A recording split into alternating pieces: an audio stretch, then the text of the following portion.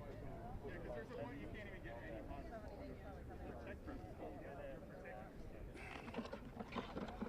Right here. Hold it up here. This way. Right here. I hate this last minute shit. I really do. Everyone's ready. Yeah, I know. They can wait. He's the man of the hour because he just got back from Exactly. Here. Up here. Put it up here. Yeah, like that. Tape it on like this.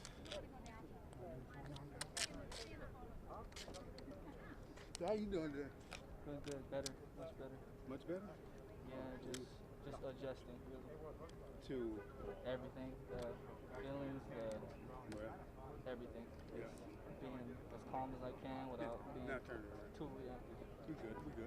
This way? Yeah, we good. How do you need? Do you think you need one over here or are you good? No, we all right. Don't need nothing there.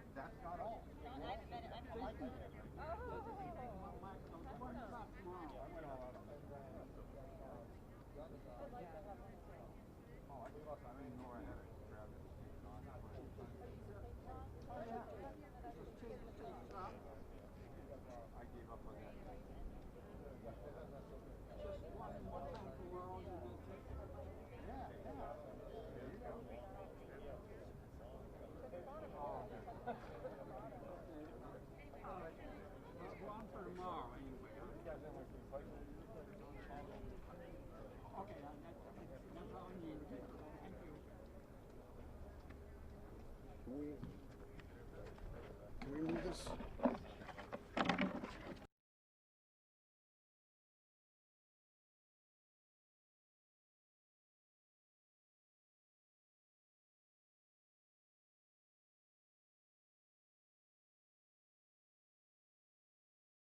You can put the mic then right up here then. You got a spot for Let's, the mic? let's, if you want to do this, untape them, and then take this back here then. Nakia, move this over in the back, please. Yeah, good, good, Brian, is good. Watch that cable. Yes, absolutely. Mike, is that your cable? Yeah, there you go. Hold on, I got it, I got it. Just got off the plane. Yeah. Yeah. Did it work? Come on over, please. Everybody come over, please. Yeah, we're good. Jonathan Barry.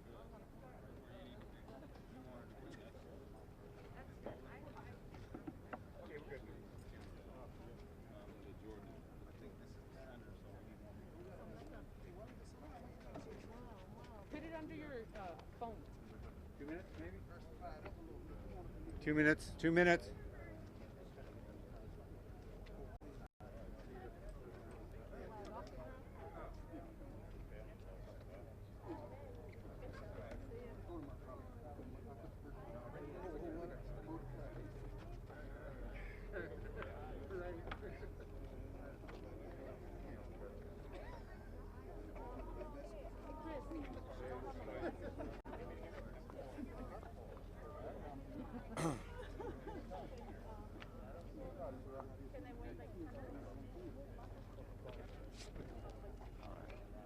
Can we all kind of move a little bit aside from the flag, and then those of you in back, I don't want you in back, I want you in front.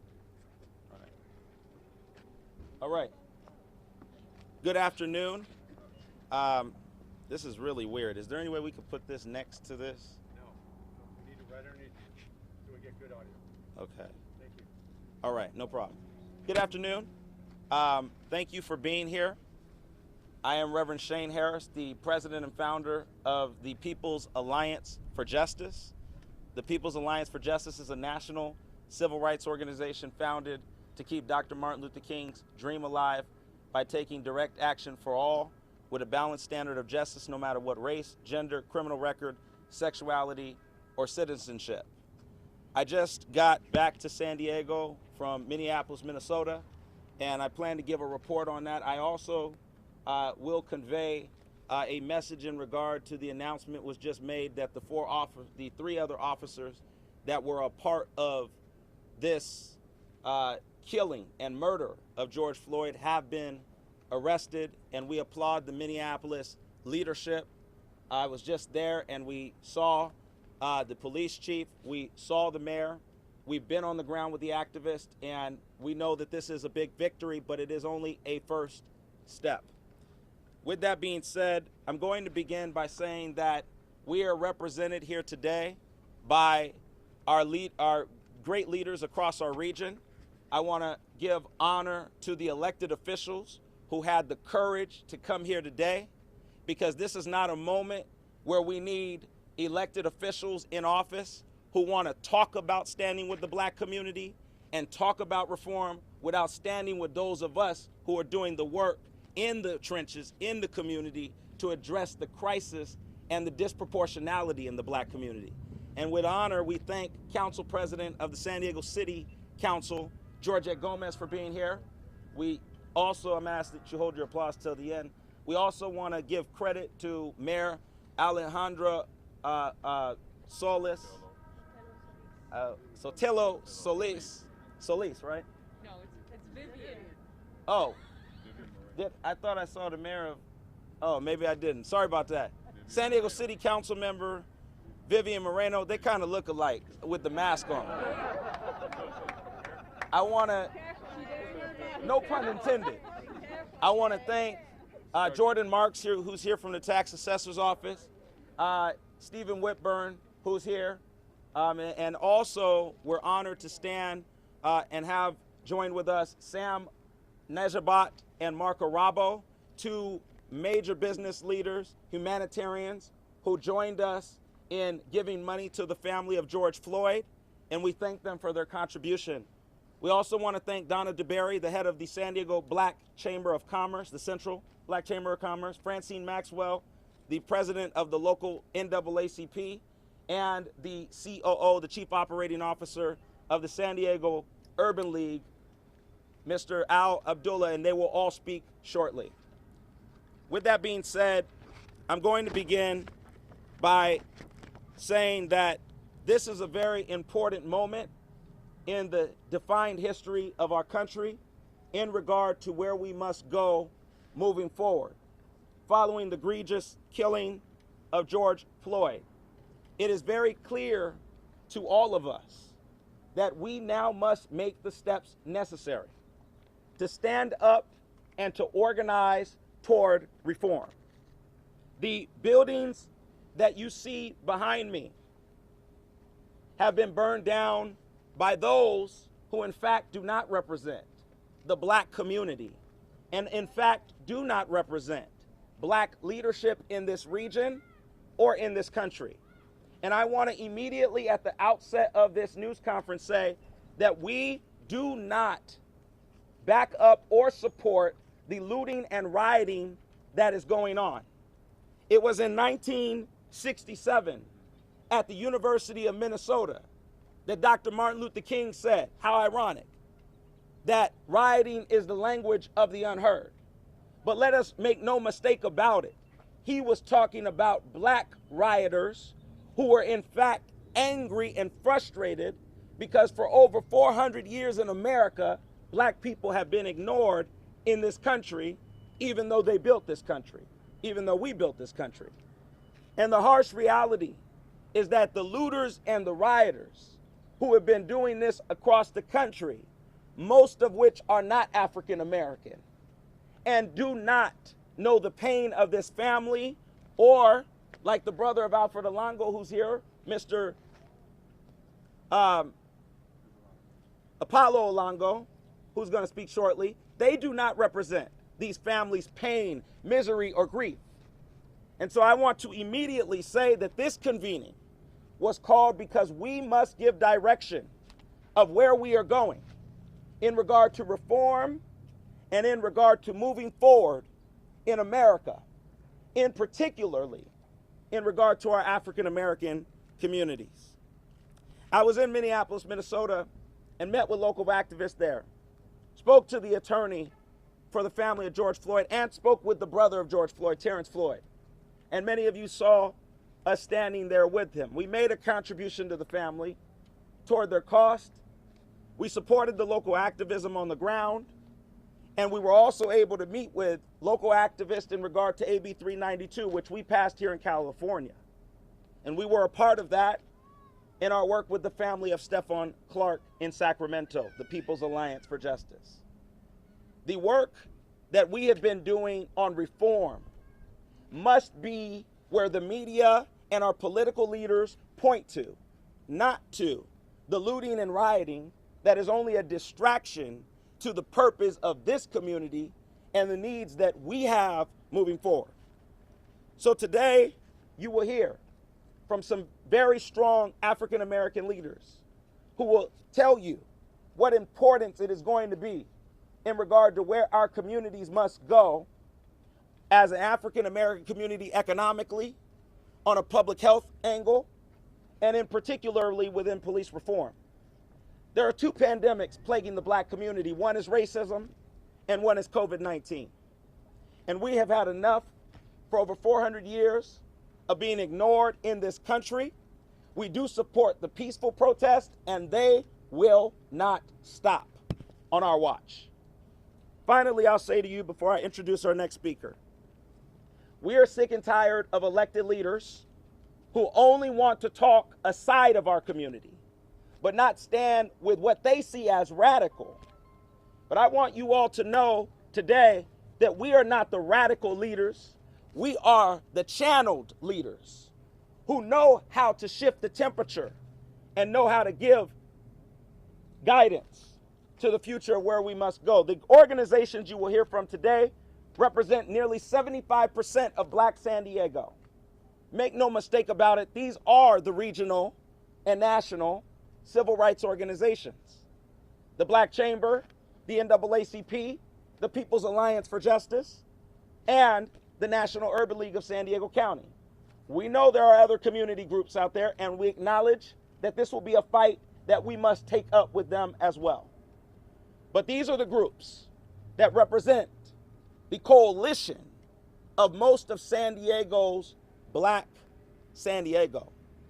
And most of the people that are here in regard to these groups are speaking to the pulse of where black leadership in this region must point to moving forward. Finally, I will say that the People's Alliance for Justice announces today that we have spoken with activists across the country. We will be on a national conference call tomorrow. We will begin a national strategy to campaign Congress and the Senate to immediately end the use of the carotid chokehold restraint in America, to where no longer police officers will be able to cut off the artery of black and brown men and women in this country. We have had enough with this chokehold that blocks off the arteries, circulation in the arteries, which is what happened to George Floyd that day. And we are calling on the San Diego delegation, Mike Levin and Scott Peters, all of those who say they stand with our community, to immediately take this up to Congress. We cannot wait for reform. The time is now. The pulse is right, and the leadership needs to get up and stand with our community aggressively. We also are calling on the San Diego County Sheriff, Bill Gore, to be courageous, take the leadership, and immediately cut the use of the carotid restraint by San Diego County sheriffs. This needs to be done in following the city of San Diego, the police chief David Nislight, and the mayor Kevin Faulkner, and Councilwoman Monica Montgomery, the Racial Justice Coalition, and many of the leadership in this city of San Diego that pushed for the end of the use of the carotid restraint, but now the county needs to follow. I call on Supervisor Nathan Fletcher and Gray Cox, as well as Christine Gaspar, as well as Diane Jacobs and Jim Desmond, not just to say that the killing of George Floyd was sad, but to get up and stand with our community.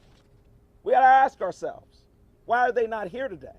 I know that many are busy, but you in this moment cannot be that busy to stand with the region's leadership as in the black community as we give guidance toward the future. The message will no longer be looting and rioting.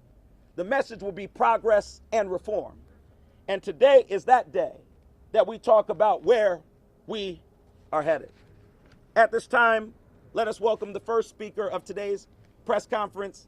She is the head of the San Diego Black Central Chamber of Commerce, Ms. Donna DeBerry, and followed by her, we will proceed with the rest of the speakers. Thank you.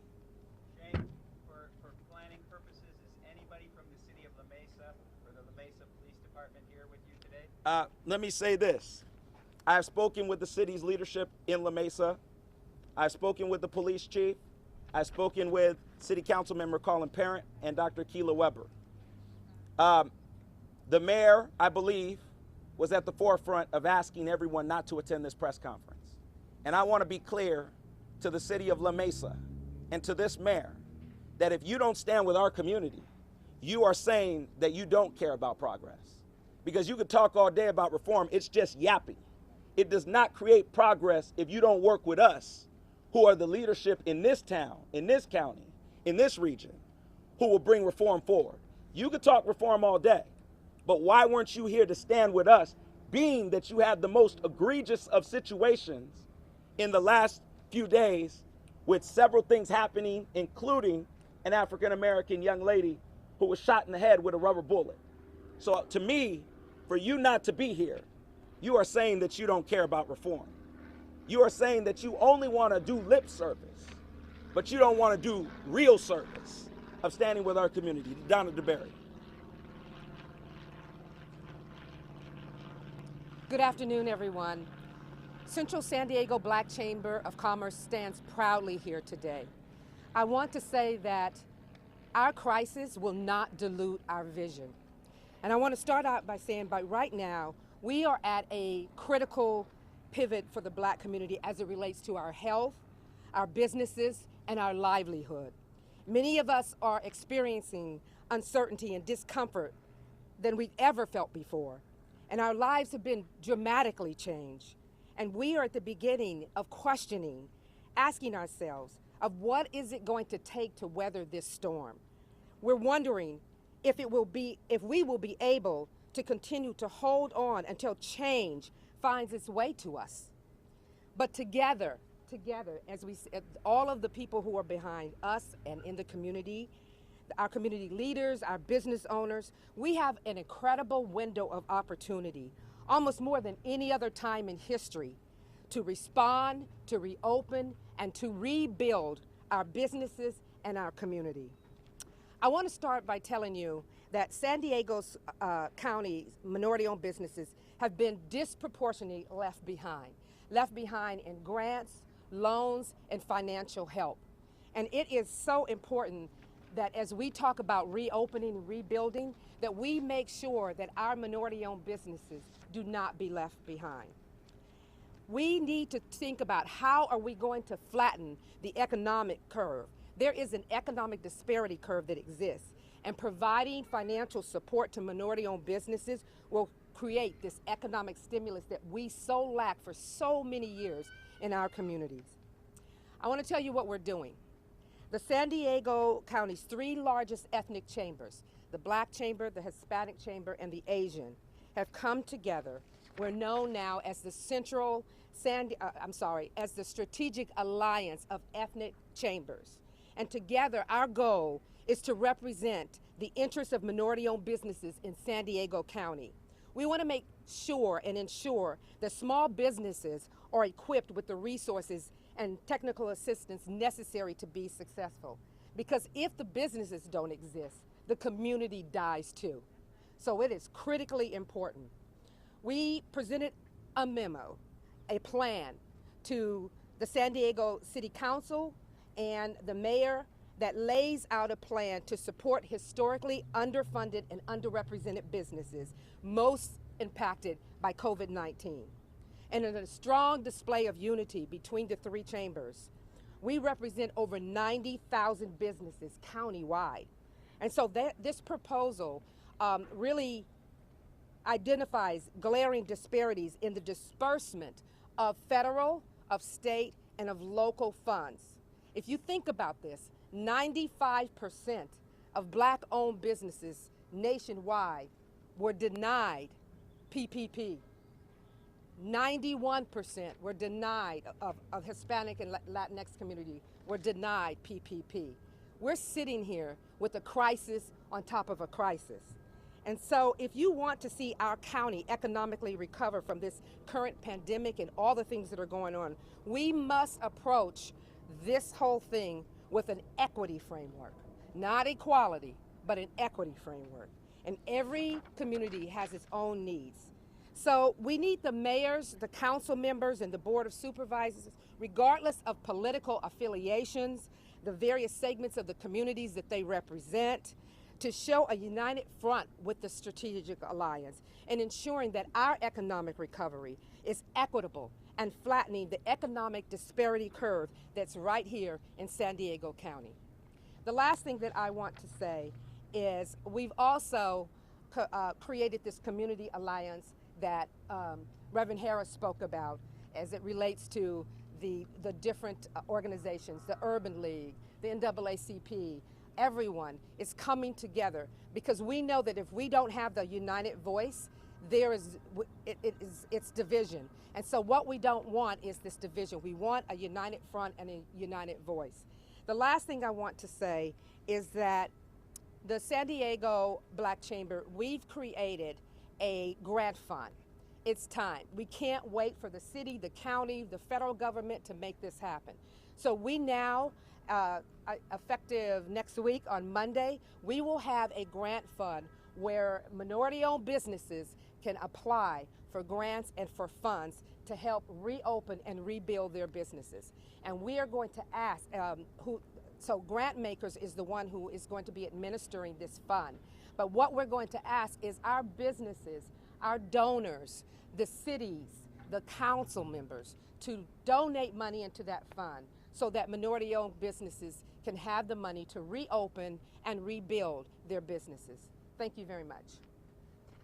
Thank you, Ms. Donna DeBerry. Certainly economics is going to be important. The killing of George Floyd spoke to the two pandemics that I talked about that black communities are disproportionately affected in.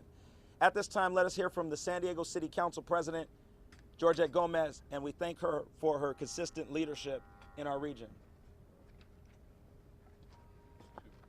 Thank you, Shane, and thank you everybody for being here today. It's been quite a week, I must say, as an elected, between the pandemic and seeing how the pandemic has put a spotlight on the inequities that we have in the society. We're starting to see how all of that is transcribing, and we have the outcome of that right behind us. If we do not do what's right, when I was standing with the mayor on Monday, I believe it was Monday, on a press conference, stating what the city of San Diego is taking part of and will do, I made reference to we have an opportunity to create a different chapter, for our communities of color. And as an elected, oh, wait for a second.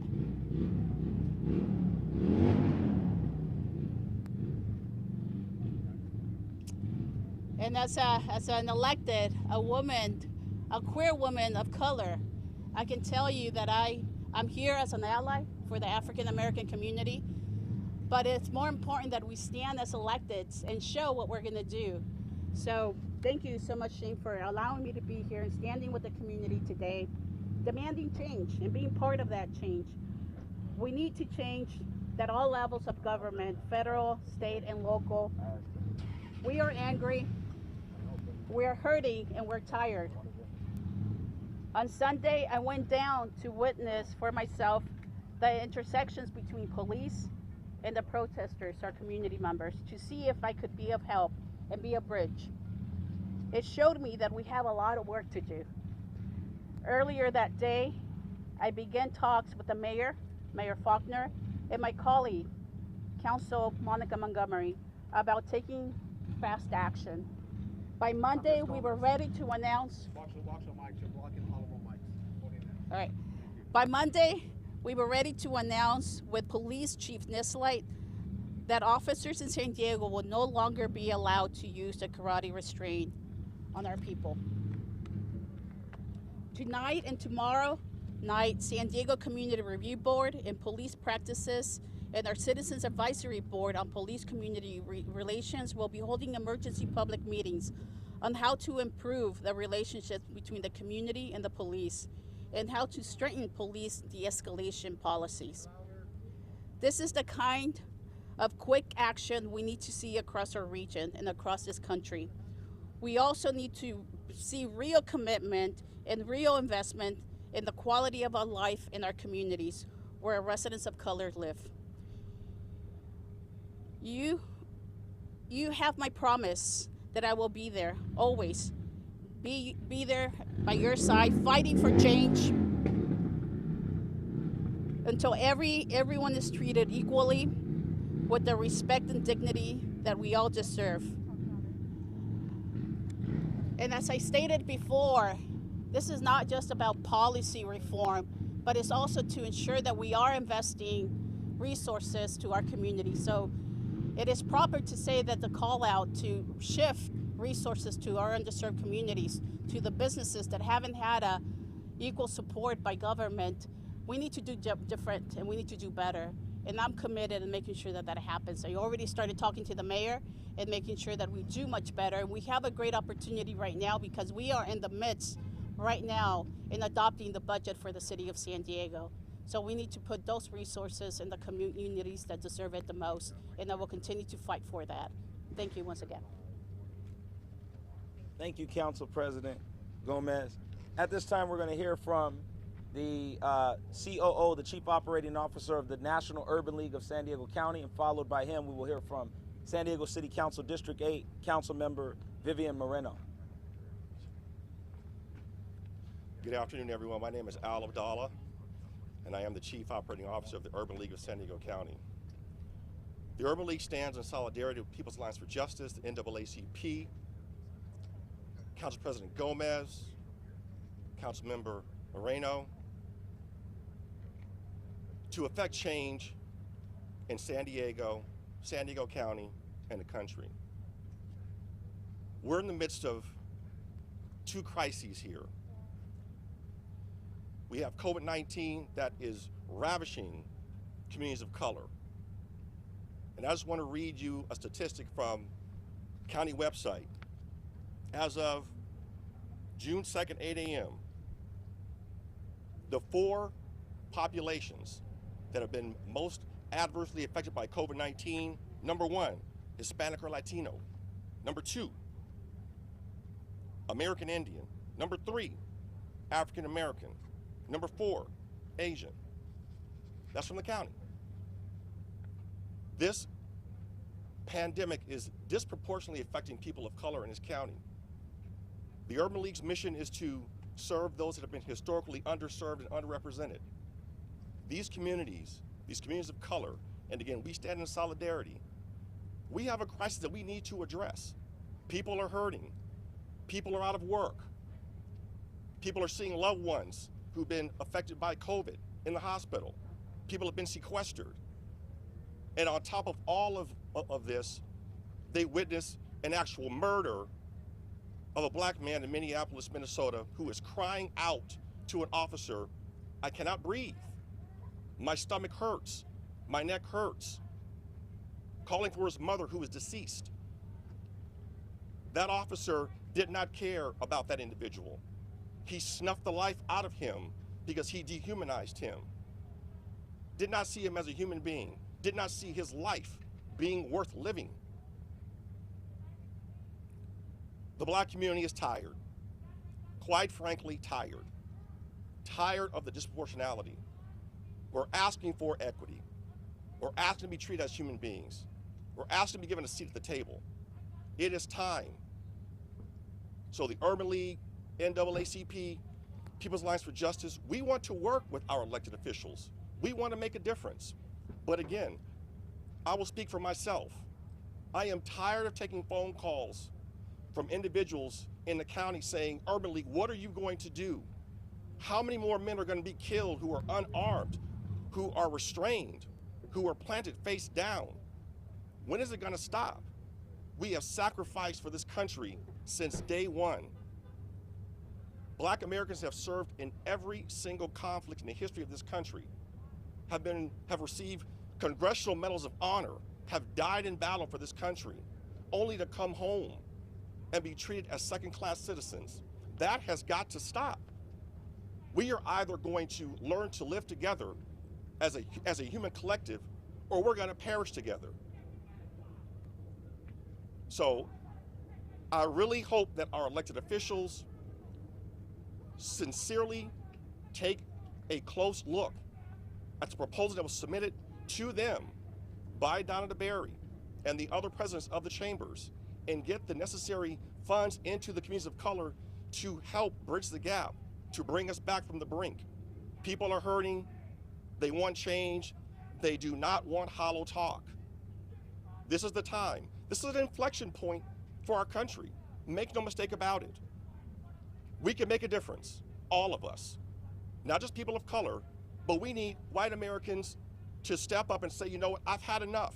I don't want to see another unarmed black man being either gunned down, having his life snuffed out for no reason, and begging for his life. And to have people standing by asking the officer, please stop, he can't breathe. Let him up. That man lost his life over allegedly a counterfeit $20 bill. That's absurd, and it needs to stop. Thank you so much. Thank you. Before the city council member of San Diego comes, I don't want the media to go start focusing on these provocateurs, these racist provocateurs that like to come and distract the purpose of where we're trying to go. We're trying to give direction for reform and progress. And there are too many people, and I will encourage our white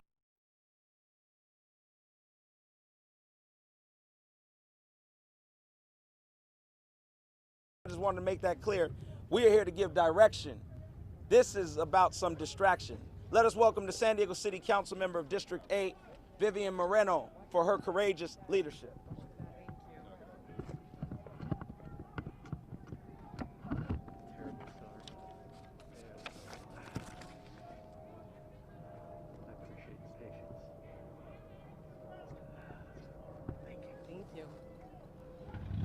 Good afternoon, everybody. First and foremost, thank you so much for inviting me here to speak. I want to offer a special thanks to Reverend Shane Harris for all of his tireless work on behalf of the community. I stand here today in solidarity with all of you, in solidarity with the city of La Mesa, as we mourn the murder of George Floyd in Minneapolis and so many other injustices throughout this country. We must continue to advocate for police reform. It is our obligation as leaders not just to mourn, but to listen and then to act. If we don't act, if we don't change our policies, then all this suffering will be in vain.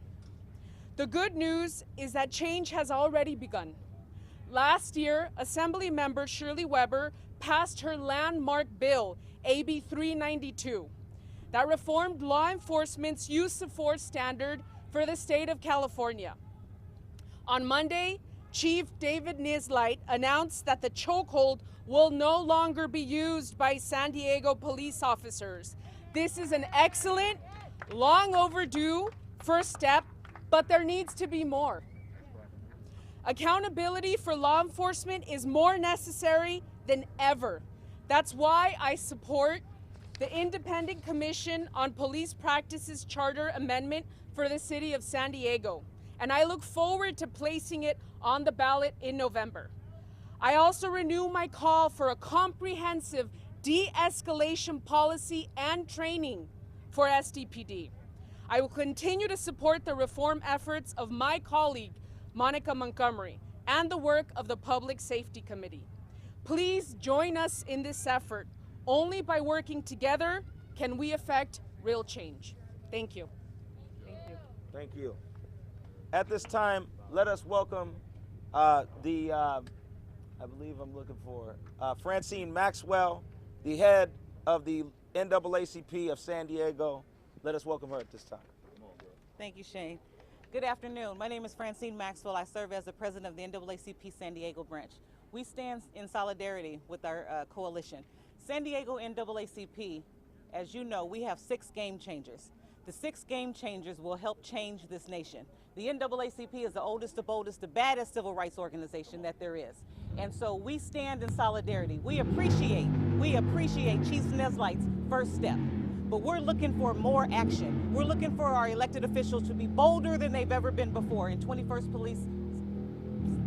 policing. So we will be meeting with Sheriff Gore so that we can pose the question and look him in the eye of why he thinks the carotid restraint should stay in the county of San Diego. So we're going to go from county to the entire nation, as Reverend Shane has mentioned. The carotid restraint has nowhere in history, needs to continue. History needs to rewrite itself. We need to be at the forefront of rewriting the narrative. So you can go to our website, look at our 6 game changers, and you can become a member. The NAACP San Diego branch is open to all. We have different things. We have over 23 committees, but we will not tolerate people that want to come and disrupt and destroy. We stand behind peaceful protests. We stand behind those peaceful people that want to arrange those protests.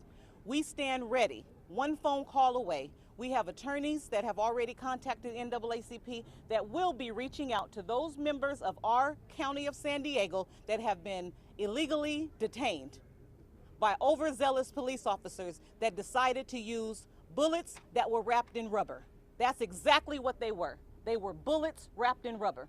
The NAACP stands ready to make sure that everybody is held accountable, because these were people that were protesting peacefully. There was no reason to escalate. They were there doing their constitutional duty to tell you something that they're sick and tired of being sick and tired, like Fannie Lou Hamer said. So please know that change is coming. Change is here. La Mesa, we applaud you. We're here to work with you. And you see what happens when you don't sit at the table and have a conversation. Thank you. Thank you. I also want to say that I have spoken with Councilmember Colin Parent, the city of La Mesa, and also La Mesa Police Chief Walt Vasquez. I do want to commend the police chief of this city, because he has on a consistent level along with Chief Kennedy of the Chula Vista Police Department. These are the kind of police chiefs that we plan to work with, because these are the police chiefs that are serious about reform and understand the challenges that we wage when it comes to race and policing in America, and they're ready to confront this issue head on. So I do want to say to the La Mesa police chief, we appreciate his leadership. He was asked by the mayor not to come to this news conference, but he conveyed that he wanted to be here and that he's outraged that he could not come. And so I do want to be clear. We have spoken with all of them.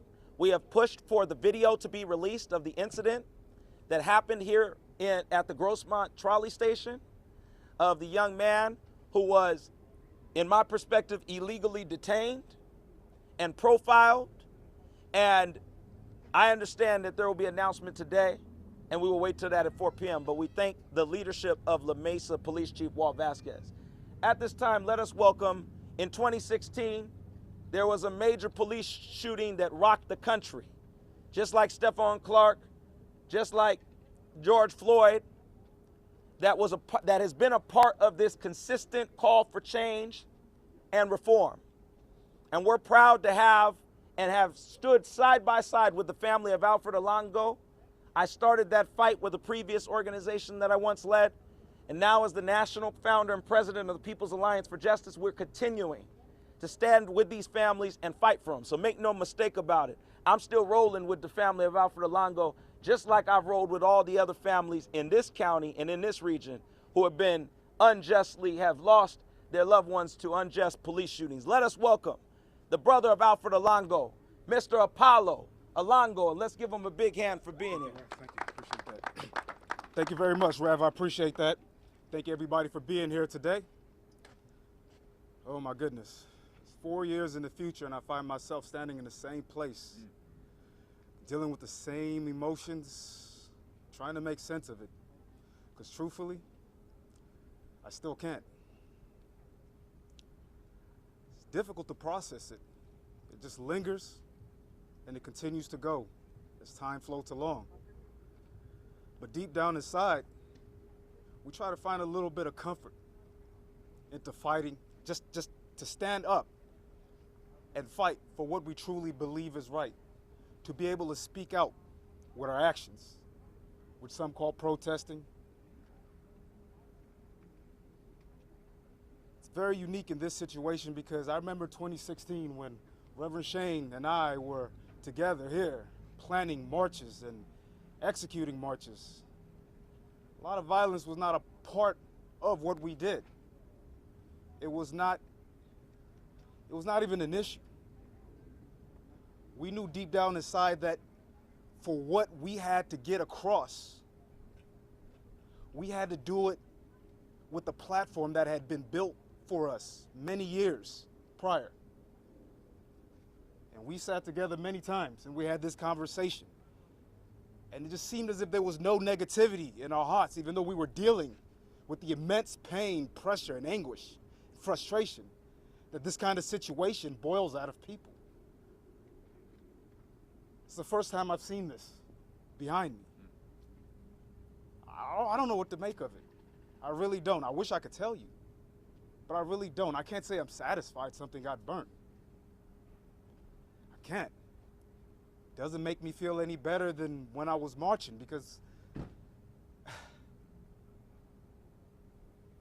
it just seems it's not the route to go. It just doesn't seem that that is our natural disposition to create. We're not here to create that horror. We're not here to create that fear. We're not here to be that.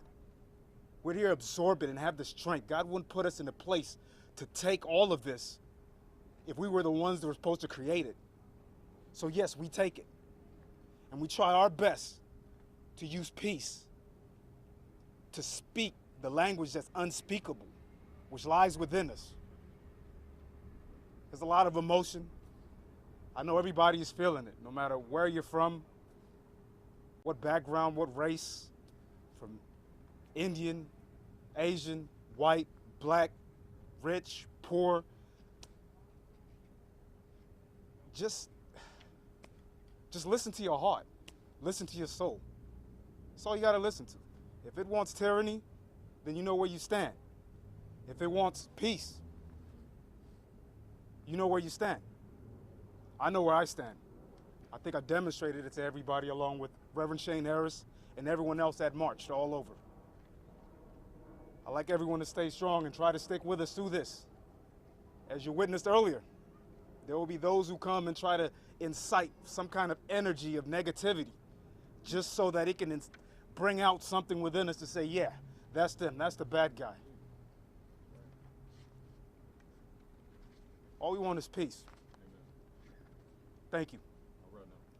Thank you. The brother of Alfred Alongo. Next, we're going to hear from the president and founder of the National Black Contractors Association, Mr. Hameed Abdur-Rahim. Let us hear from him at this time. Thank you, Reverend Shane Harris, and to the good people of America and the world. I think justice is speaking. I think what's happening today is that Americans are rioting. It's not race riots. It's people coming together to fight against inequalities and injustices. Amen. For the last 38 years, the National Black Contractors have been waging a war for equality and inclusion and participation. Working people don't riot and they don't loot. We need to put and empower our urban inner city youth who are disproportionately underrepresented in construction and unions and jobs. And we can't do it with establishing segregated policies like project labor agreements that exclude people on the basis of whether you're union or not. We're talking about equality for all. So I'm working with a group of builders that have joined together and put our forces together to come into the urban inner city communities and employ the unemployed to create equity in contracting. I'm also working with the legislators to repeal Proposition 209, which has widened the gap of exclusion and inequalities. So today is a time for us to level the playing field. Corona was the calm before the storm. We are in the midst of the storm. We are in the eyes of the storm. And the worst and the best is yet to come.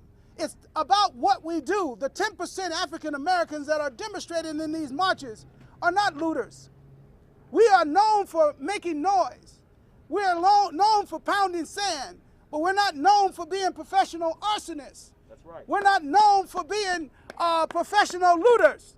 But those who feel it's a time for a come up because the window's open, they're going to take advantage of these situations.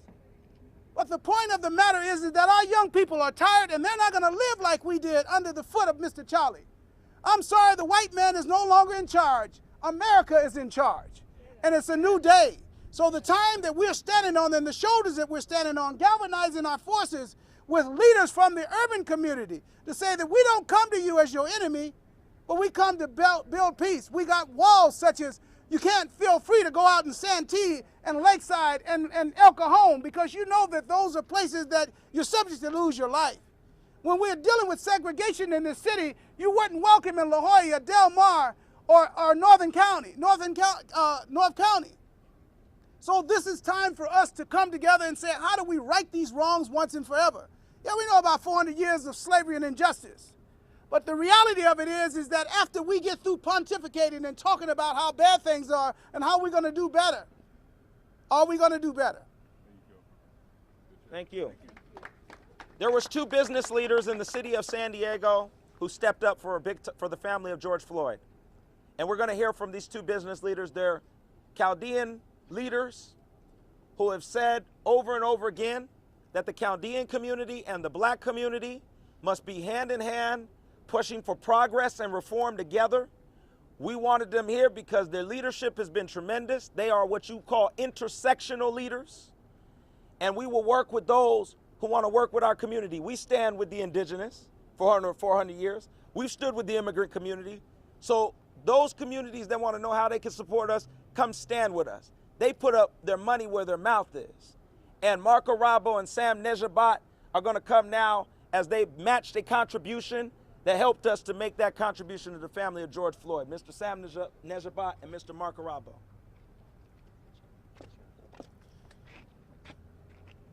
Thank you, everyone. Thanks, Rev Harris. Thank you, Sam, for everything. And thank you to members of the media. My name is Mark Harabo. This is Sam Nejabat. We're leaders in the business community. And I'm very lucky. I was born in America. My parents were immigrants from Iraq. They were even luckier.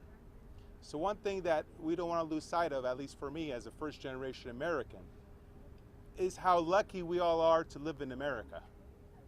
My parents left Iraq in 1979 because of burning down buildings and looting.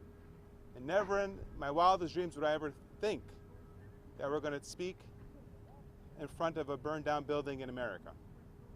But America is feeling a lot of pain right now. We have a lot of hurt. But we can't let our pain and our hurt destroy our nation. And I want to let everyone know that on behalf of myself and Sam, the PAJ does incredible work, and we're going to give them an almost blank check.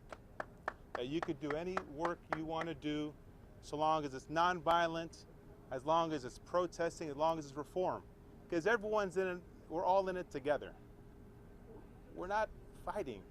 But to the Black Lives Movement, we hear you, we share your pain, we share your love, but we want to give a message of hope and love and know that tomorrow will be better than today. That's right. And let's work together, hand in hand, foot by foot, shoulder by shoulder, because we know that America is the envy of the world. We're still the best country in the history of the world. Let's not remember what makes us so special. It's who we are as Americans, and we've had hard times before. We're having a hard time right now, but we'll get through it. I promise you, but we only have to get through it if we work together, law enforcement, and the communities, in every community. This is a war against injustice. It's not a race war. We're in it together. Let's not lose focus on what we need to do. Non-violent protest. March and chant. Don't loot. Don't burn down buildings. It's not right. It's not America. We're not in Baghdad, folks. We're in San Diego, California, America's finest city. We need to come together with love and healing, and know that tomorrow will be better than today. So I'm so honored and thankful to stand with you, with the PAJ, and know that we're all in it together. And Sam to say some words, because we're hurting. We're hurting as much as the Black community is hurting. We're all in it together, but let's not let some bad apples ruin the narrative. And just stay on, stay focused, and also thank the good law enforcement, the POA, and folks that are working with us. Everyone wants a safe community just for everyone. Let's not lose focus of that. What unites us is far greater than what divides us. Let's not these instigators divide us much longer. With that, Sam, if you want to. I echo Mark's statements. I echo Mark's statements. As a minority business owner here in San Diego, I think it's of the utmost importance that we stand with the Black community, and we're going to do what we can. We're going to open our checkbook. We're going to protest peacefully, and we're going to do what we can.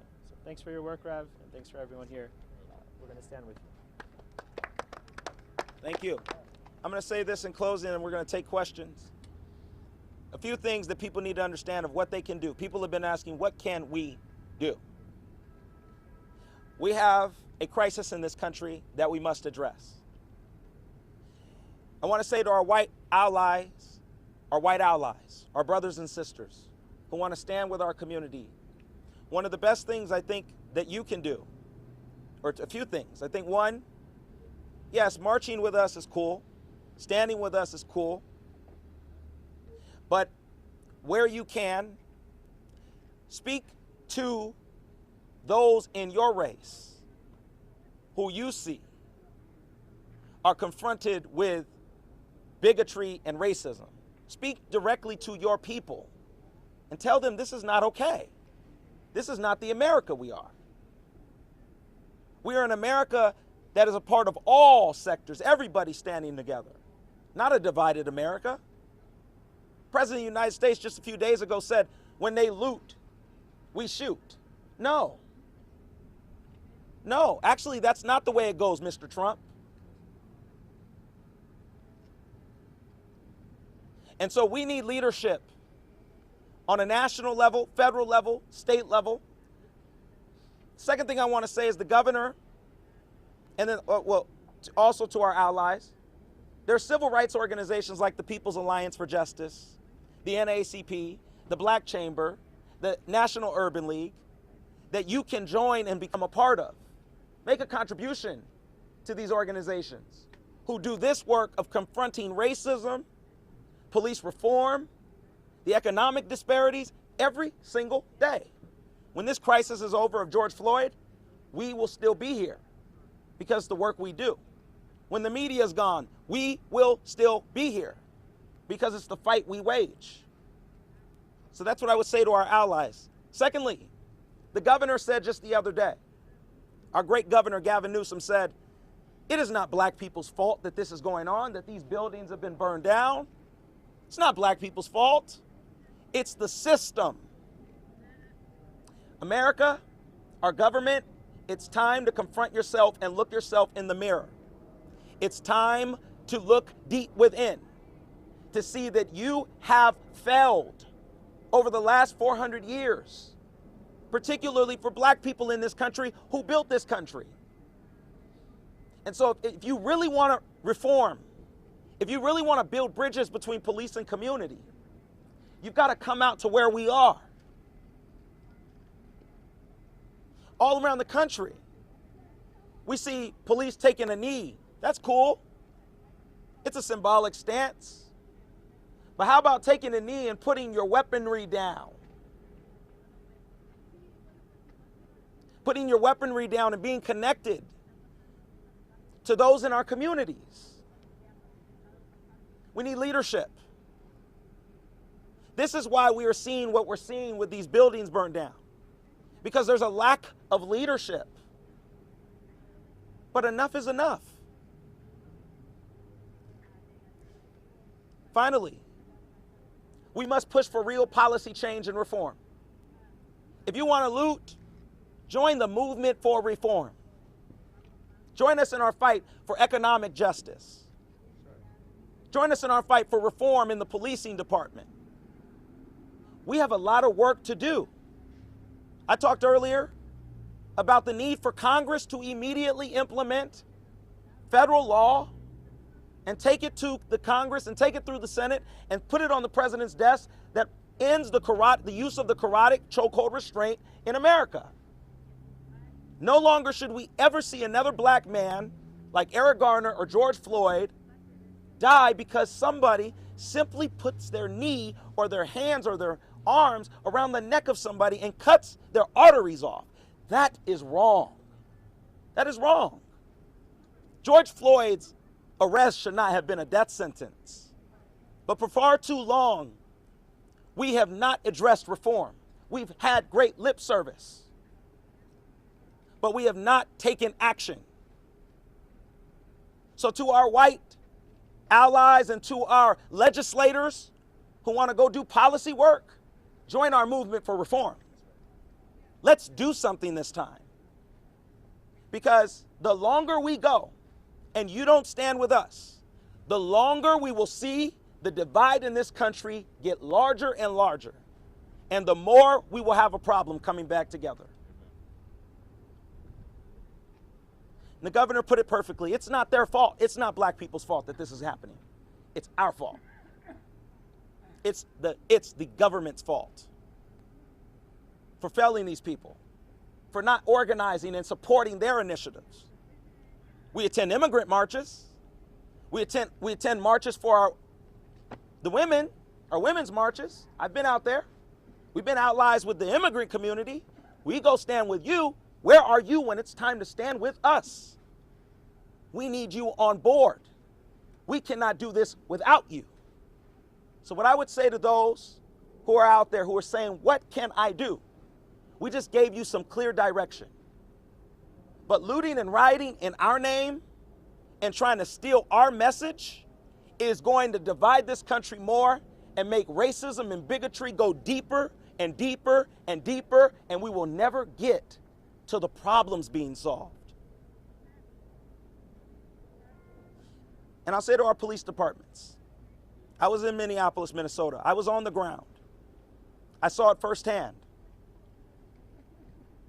The activists in Minneapolis, the family of George Floyd, have conveyed we must get into strategy and reform. That's what they want. And we need to follow their lead. The family of Alfred Alongo, that's what they want. The family of Stephon Clark, that's what they want.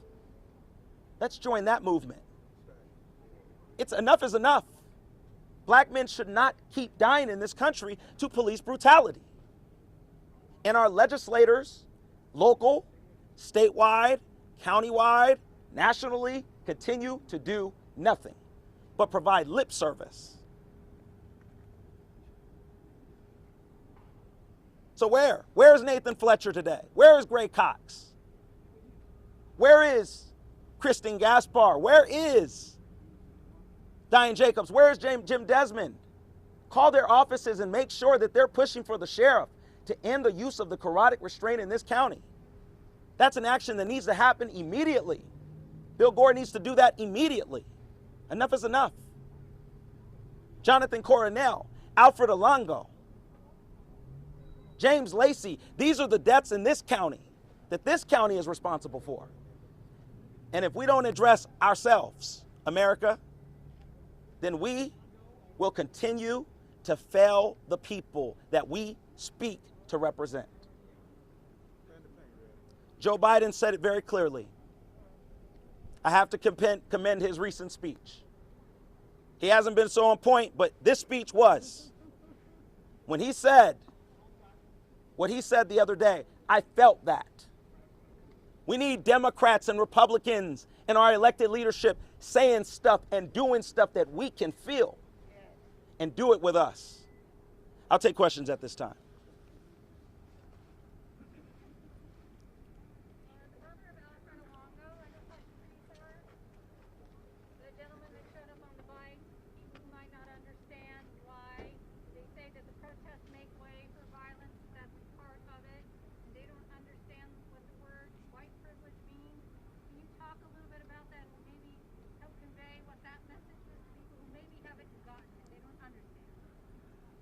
I don't think I can define white privilege because I've never experienced it.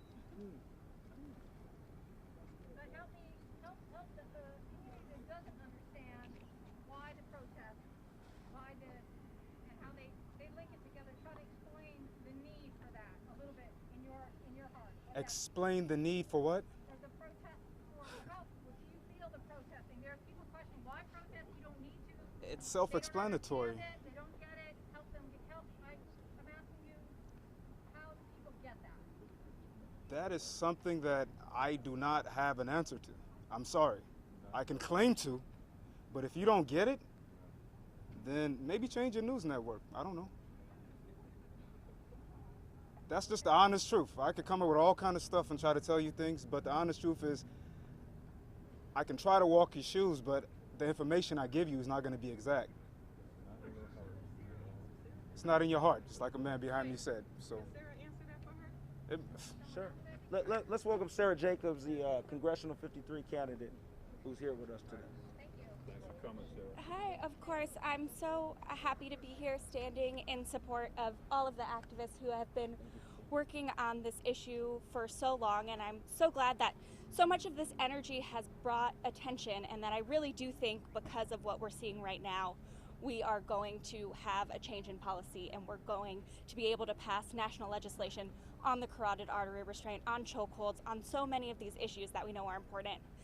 To answer your question, as a white woman, sometimes we don't always realize all of the privileges that we have. And I'm grateful to my friends who have taught me and have made me a better ally. And I think if you're a white person, if you are someone who is looking at this and you don't understand what's happening, there's a lot of resources online you can find, but really look around, really think about how you would be treated in different instances if you weren't white, how you are able to not worry about running in your street. You're not worried when you get pulled over that it might be a death sentence for you. And I think each of us have that internal work to do to recognize the role that we can play in building a more equitable society. Questions?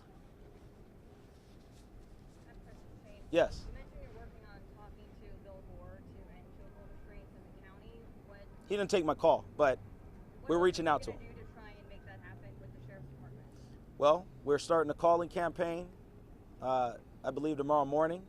We are sending letters. We're asking our county supervisors, all of them, to send letters in support of doing this.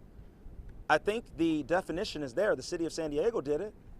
The police chief, David Nieslight, was courageous enough to step up and do it. What's taking him so long? I don't know. But I do know that election time will come again. And I hope that he plans to really do this, because it will not look good in the future. The killing of George Floyd is about to make a turn in America. And people who don't represent our interests, they will be called out, and their attendance will be taken. It's a new day.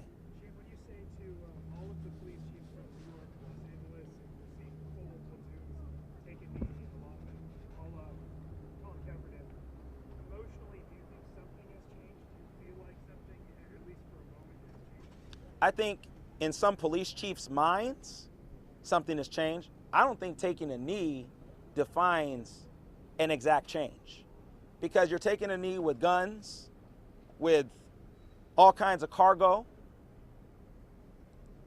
I don't know if you're exactly like me at that point. I don't know how comfortable I feel. It's a sign, but we've got to go further. We've got to have the hard conversations. We've got to take the guns off. Let's go in the conference room. Let's talk about how we address reform in this country. And our leaders and our police departments can be the lead on that. With groups like ours, we stand ready to work with them. But it's going to take all of us doing it together. That's why it should be called reconstruction instead of reform, per Ava DuVernay from the documentary 13. We really need to start using the word reconstruction, because it's not going to do any good to reform the prison industrial system and the police brutality. It has to be completely reconstructed from the ground up. Reconstructed, reformed. Go ahead. So the city of La Mesa is releasing that body cam footage today. Yeah. Do you think the city is releasing it in a timely manner? What do you expect to see, and what needs to happen after? Well, it's a start. We've asked the city of La Mesa to input independent oversight of the police department in this city. A lot of cities have done it. The video being released, I expect that it will show what we all saw. Look at George Floyd's death, and look at what happened to that young man in La Mesa. All these videos are showing us probable cause. But why did it take the DA of Minneapolis, Minnesota 5 days to see what we all saw? Probable cause. All you need is probable cause to make an arrest and charge somebody. They had it the first day.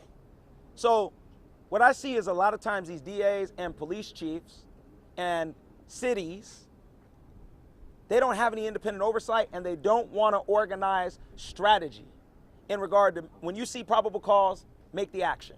Don't wait. The longer you wait, the longer it holds.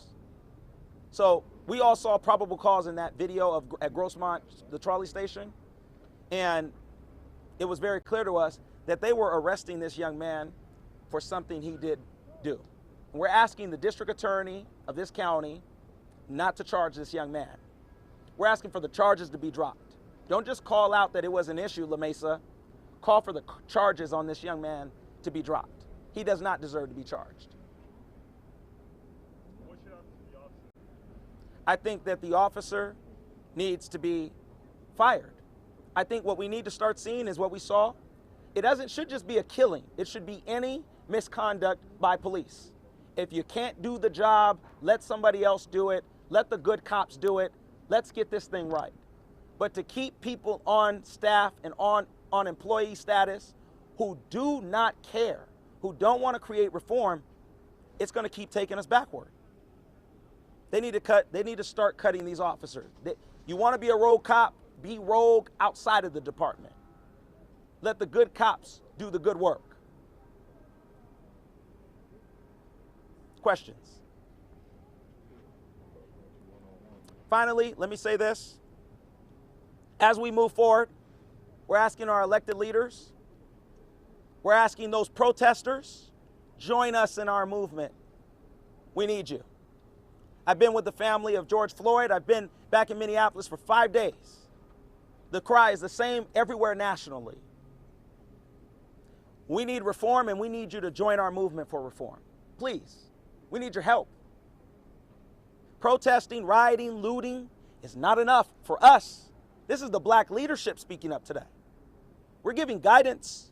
To all of you out there who say you represent our interests, at the end of the day, George Floyd was not a Mexican man. He was not an Indian man. He was a black man. He was not white. He was black. Eric Garner was black. Enough is enough. Stand with our community. Join our movement for reform and for change. Join a nonprofit or a civil rights organization doing this work every day. Stand in the gap with us. Write letters.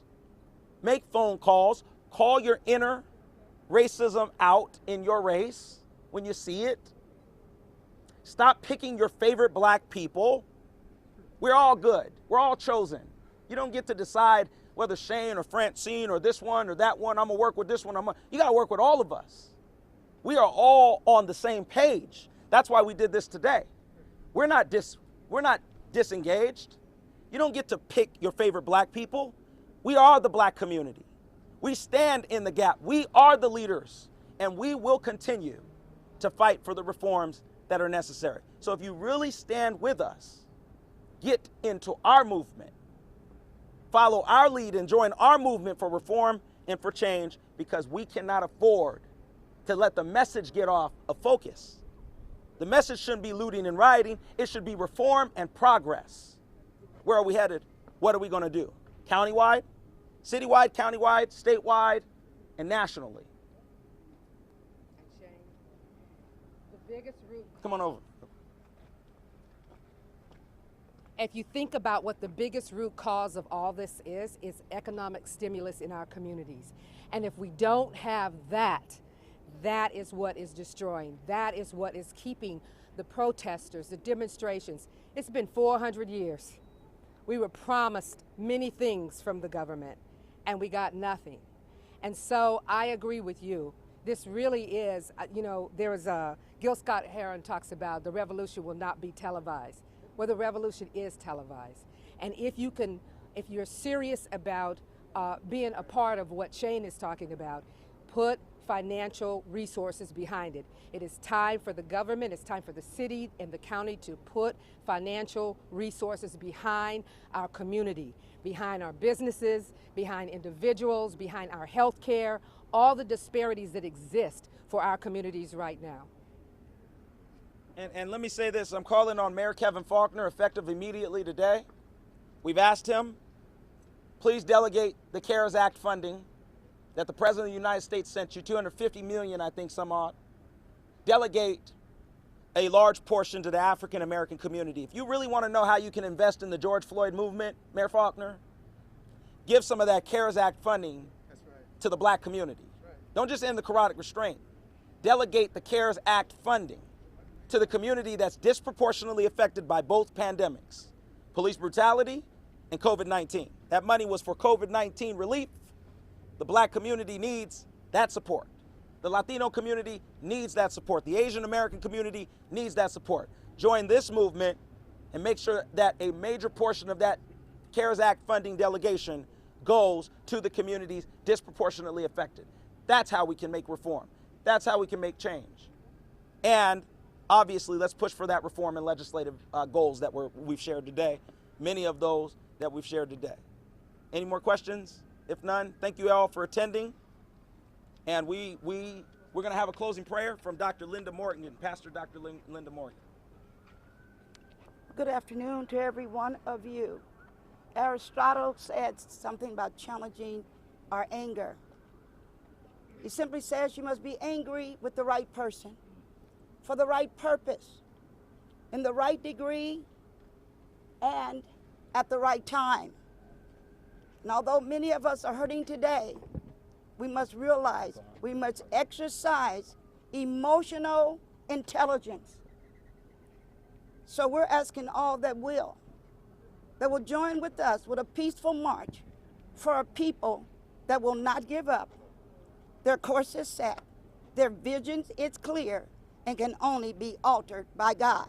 With that being said, let me just share this. Saturday at 10:30, the civil rights organizations and the Black Chamber will lead a march downtown San Diego for George Floyd.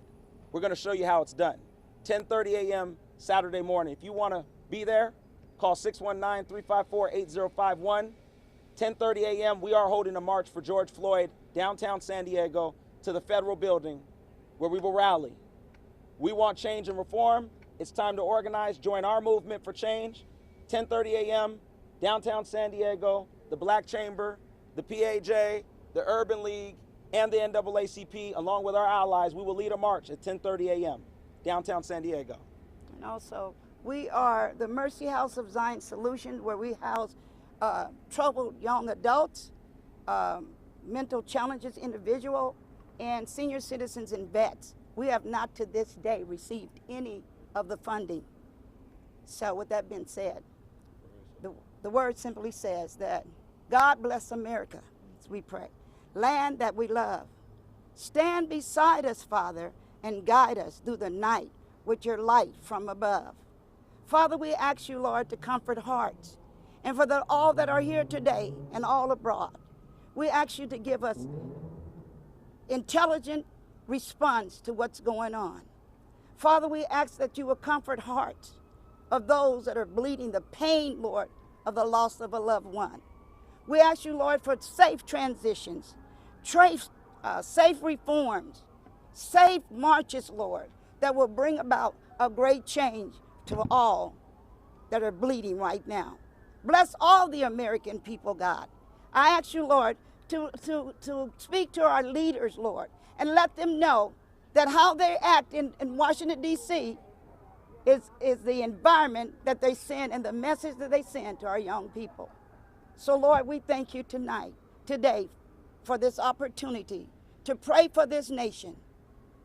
And may God bless America as we fight for equality in a time like this. Thank you. In Jesus' name. We shall overcome. We shall overcome. We shall overcome.